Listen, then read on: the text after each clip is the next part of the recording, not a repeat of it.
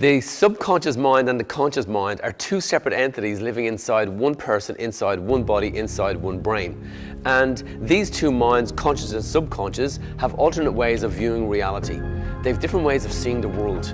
And in fact, they have different ways of communicating with us. And they both communicate with us at two completely different levels, as though they're almost in conflict with each other. So, we were hearing stories of many thousands of people meditating and spending hours meditating, weeks and months meditating. And although many people got the effect of that and the positive effect of that, there was so many people who weren't getting the effect of that. So what we had to do was we had to determine, why do some people meditate and they have the desired outcome that they're trying to achieve, and then so many people meditate but don't have the desired outcome? And the answer came when we were able to connect with the subconscious mind. The subconscious mind works alternate to the conscious mind.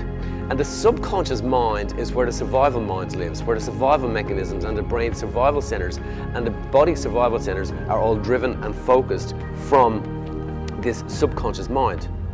And what we discovered was this: the subconscious mind, in its massive innate intelligence, its natural intelligence, has determined that it can survive based on its past pain.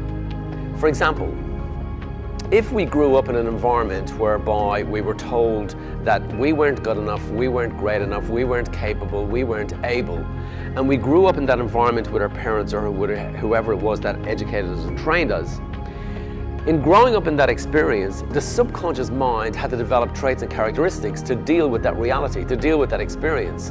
And from that then, that child growing up in that environment had to develop strength characteristics to deal with that.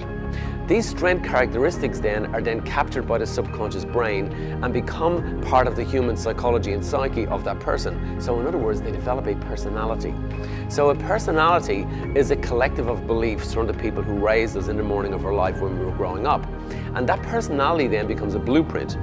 When we get into our adulthood then, each day that we wake up each morning, the brain activates and it has to remember who we were yesterday so it can tell us who we need to be today.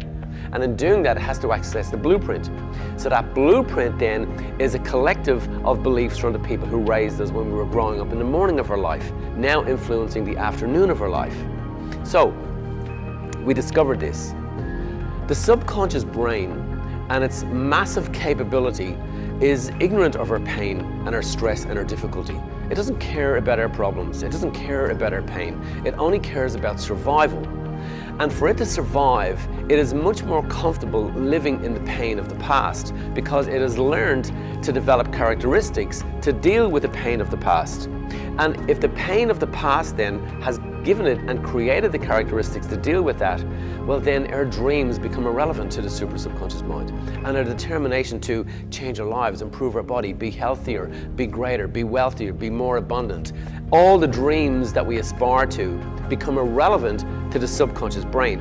They are a left brain phenomenon of dreams. And the right brain then has alternate ways of dealing with that. So, what we needed to do was, we needed to go past emotions. We needed to go past meditation. And we needed to be able to get in and connect with and communicate with and negotiate with the subconscious mind, that super subconscious mind. In doing that then, we realized that if we can teach the super subconscious mind, the subconscious mind, if we can teach it that we have learned the lesson from the pain that we grew up in our life as we grew up as children, well then the subconscious brain stops repeating the pain in the future. Now how does it repeat pain? And it does it this way. Whatever pain that we grew up with our parents, and we may have grown up in loving relationships, it doesn't make any difference. There was always something missing, and that missingness gave us and built our characteristics, the strength characteristics that determined our personality. So the super subconscious brain then ensures that literally we marry our mother. So we marry our fathers. So we marry the greatest pain from the past. And we started to see in our experiments and our research that this was a phenomenon that was reality.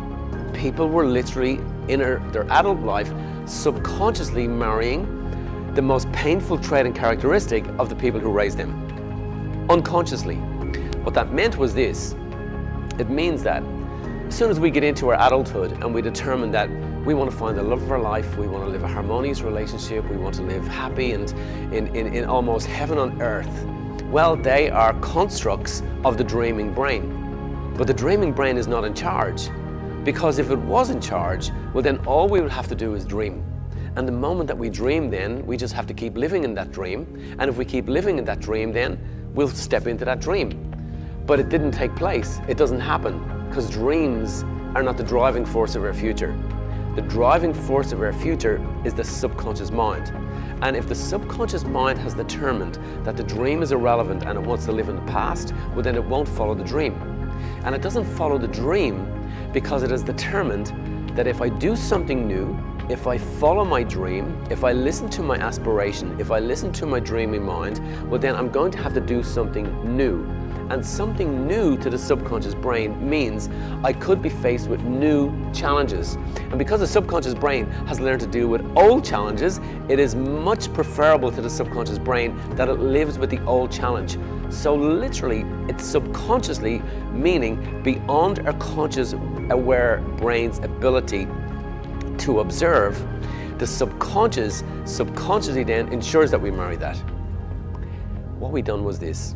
In communicating with the subconscious brain, we were able to develop a process. We call that process a QAC process, which stands for the Quantum Affirmation Collapse Process. And we were able to take our students and we were able to bring them into a moment, a 2-hour experience. And in that 2-hour experience, we were able to get past the subconscious brain. We were able to get in and connect with exactly the experience that had caused their greatest pain issue when they were growing up.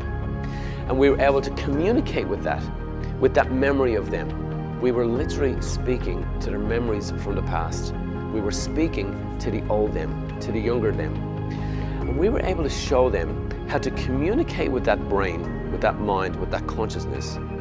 And to let that brain and consciousness be aware that the person had learned from those painful experiences, and that that person now acknowledges the strength characteristics that that negative experience gave them. In other words, they started to own their personality and not reject their personality.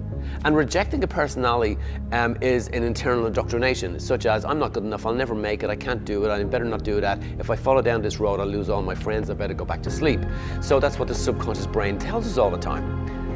And the miracle happened the moment that we were able to teach those people to own the characteristic that they developed in their pain, embrace that characteristic emotionally in their body, alter their body's psyche by finding gratitude in the pain that they suffered when they were growing up. And yes, pain and painful people take a lot away, but pain and painful people give us a lot of characteristics. They literally develop our greatest strengths and traits. And the moment that those people own them is the moment that they were able to break the cycle of their pain. And it's that moment then that we're ready to enhance our relationship, find the love of our life, tap into our abundance. Because literally, we have altered our subconscious mind and rewired our brain to the future reality that we wish to step into, so that no longer are we repeating the habits of the past, and now we start to develop new habits in the future. And the moment that we start to develop new habits in the future, that's the moment that the dream can come true. So, in essence then, thinking about it and acting about it is never going to bring it about. What we have to do is, we have to go past that, and we have to literally rewire our whole mind and body connection. And to do that, we have to disconnect from our pain. The moment that we disconnect from our pain is the moment that we're back in the driver's seat, and now we're driving the bus. Now we're in charge. Now we can determine it. And what we found was this: in the absence of doing that, following our dreams is a difficult journey ahead. But the moment that we tapped into that is the moment the miracle happens.